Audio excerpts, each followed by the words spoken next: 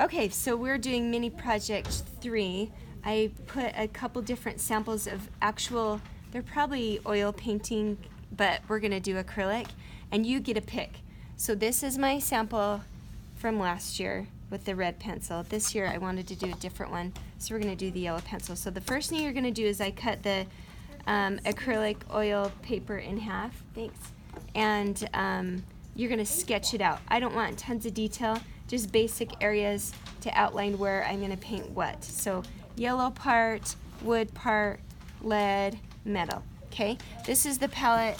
I put down titanium white, the black, cad yellow, this is ochre, raw umber, a violet, I can't remember what this one's called, and this is the burnt sienna, I think, for these colors, and I might add to it, but this just kind of gives you guys an idea. Remember, your paints are thick, so you can thin them down by adding water. I'm using I've got paper towel, I'm using 2 different kind of round paintbrushes. Because this is small, I'm not going to use big paintbrushes. If I use big paintbrushes, I'm fighting it the whole time. So make sure you have a smaller tip and then like a smaller medium size, okay? So I'm going to start with this smaller medium size, and I'm going to do the wood first. And so when I'm creating a wood color, I'm going to add some white and a little bit of raw umber. This raw umber is a colder color. See how it's more of a gray brown? But that wood on this pencil is really warm. So that's why I got some of this not raw sienna, burnt sienna color, okay? And I hate to tell you this, but you can kind of put it up to the screen. Do not get paint on the screen. Your administrators will kill you. They're gonna kill me if they hear I'm telling you to put that. I'm not sure how the yellow will look with it, so I'm putting it to the side, and I think that's gonna be a good color. We are not painting large areas, so you don't need tons of paint, but you're gonna need enough to fill that spot. So kind of just follow what I'm doing, I guess. Okay, so I'm adding more sienna, more white. I'm gonna add a little yellow. It is a little thick. And I almost see a tiny bit of purple. Yeah, that warmed it up, okay? And the reason purple works, do you guys know? Why would purple work in this situation? It's the complementary. Oh my gosh, you guys are so good. You made my whole day. If a student is bad, the school light's on fire, anything, it doesn't matter because you guys knew that answer. Now, one problem I find, look how loaded my paintbrush is. When I mix, it really loads it, and then I'm fighting this tiny area. And so I can take my paintbrush, kind of roll it around and get that extra. I've got this great videographer here. Shade, do you feel like you're in my space? Because I feel like you're in my space a tiny bit. Yeah, that's great. I know. Okay, I'm adding a little brown because see how, I don't know, can you see past my right-handedness? Yeah. Okay. I've got some shading on the picture, okay? And I'm gonna have to use, for this edge, I'm getting a really rough edge here. And so I'm gonna use this smaller paintbrush to get a smooth line.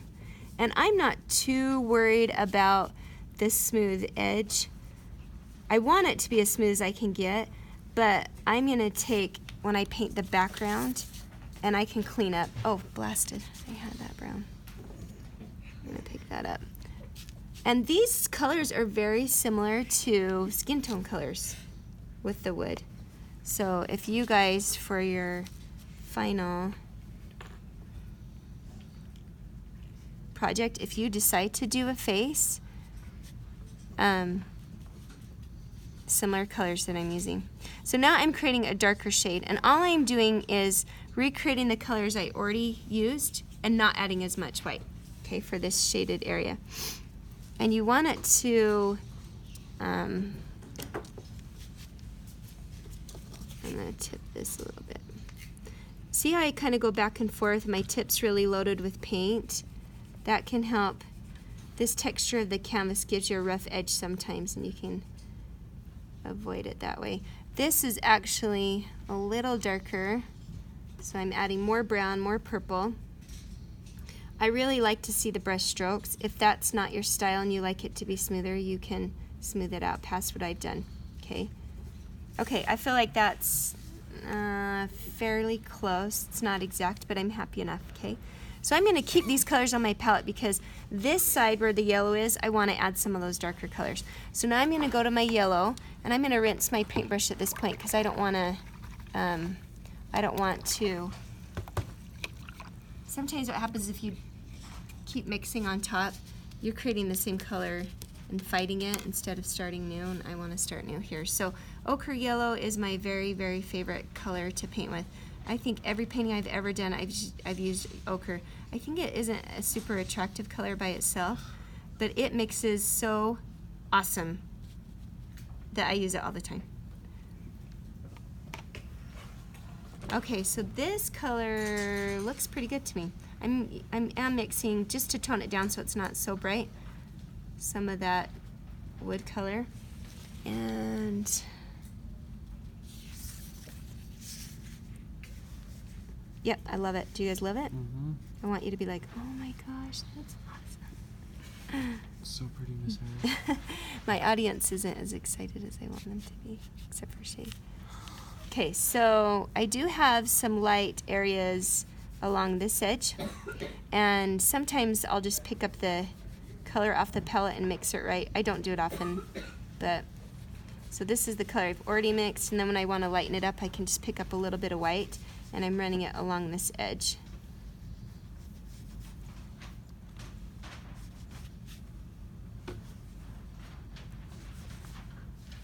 Shay, do you need to go? Oh no, I You're okay. Yeah. Okay, so that's that edge. The middle one is more of a medium because these are flat planks, and so where the highlights are going to be on this side, and then my medium color. So I just added more ochre, a little bit of this burnt umber and purple that I had mixed from the, and that might be a little too dark, so I'll just pick up some of that color I had already used. And I really want to see a definite edge, so you can see this plane that's flat on the pencil. And I want to be careful. I'm kind of moving fast, and I don't want to forget to check that I'm painting in a straight line here. Now, on the picture, you do have this brown, like scuffed look, which I love. That's why I picked this pencil. And so I'm just dragging, I've added some burnt umber to the yellow, and I'm just kind of outlining, but I want it to look rough. And I'm not even using black. It almost seems like there would be black, so I'm actually going to add a little black to this brown right now. I caution with the black, tiny, tiny bits. And some of you from doing the previous mini project might have found this problem already. When you mix too much black, it just takes over the color fast. So you really want to, I've added purple here, you really want to add the black so slowly because it is a really dominant color. Okay, so I'm going to slow down here, add a little more brown. Is this making sense, you guys? Yeah. You're loving it? Love it. Now, you're doing red pencil is one of the options. Another option is the metal key. So yeah, these yellow colors wouldn't apply, but how I'm shading it, totally same idea. Okay, so you look at what colors are there. I chose purple because it was a complement like we already talked about. On the red, I don't think I used green even though that was a complement. I think I just, I'm trying to remember, but I think I would have just used the brown and maybe a tiny bit of black. You just have to be careful with that black because it can tend to be so flat that you lose that luster. Okay, I think I'm okay there. I always, once I get my shading in, go back, add some more of those lines. I never want to see, like, see these little spotty white spots? I don't want to see that stuff.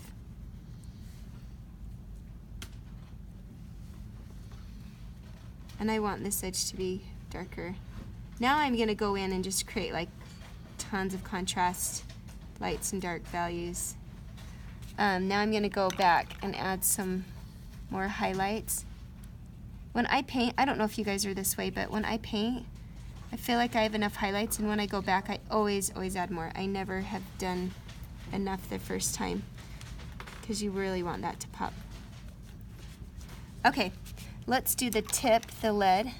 We do have a really nice highlight, but I'm gonna add that last. So on the lead, I am gonna use black, but not straight black.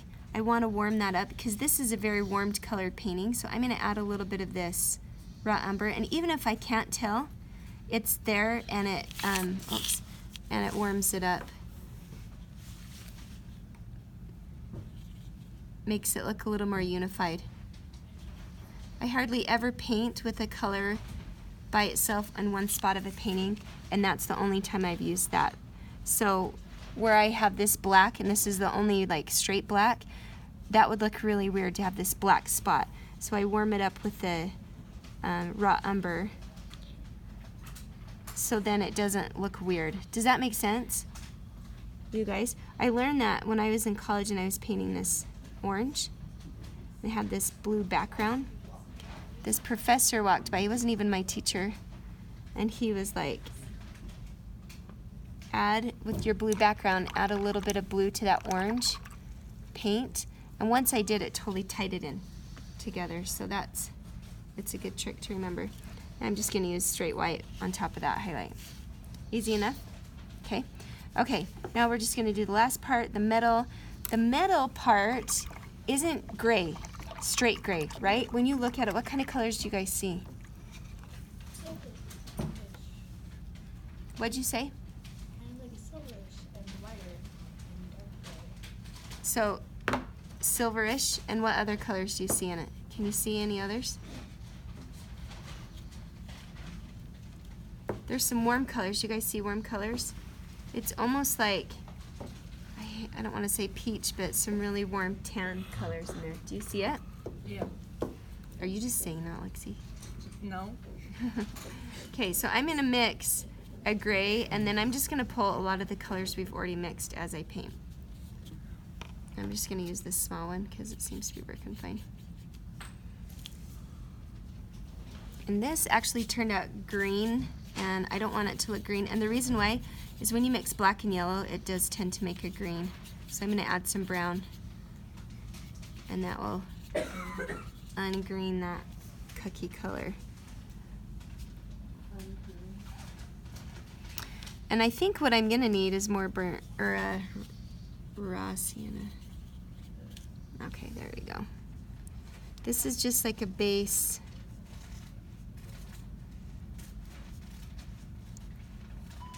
Braden Boyd, please come to the counseling office. Braden Boyd, counseling office. Thank you.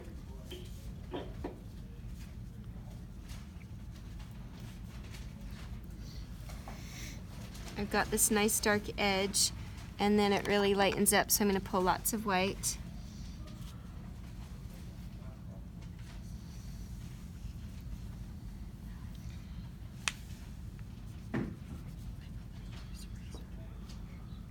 Even more white.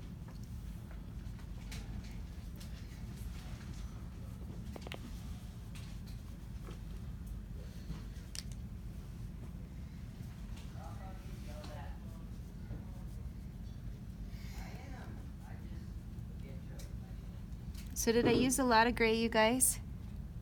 Not very much at all. So I can bring in some gray now.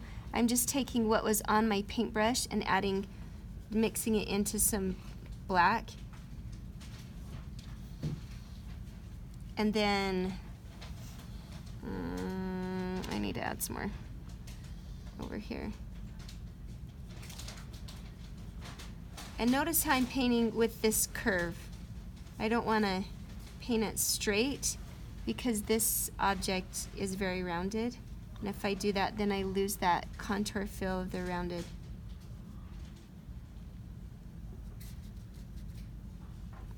Okay, I think we're almost there.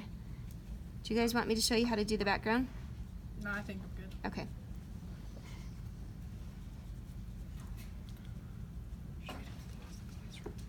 Okay, so I think we're good there. I'll stop the video and then I'll do a different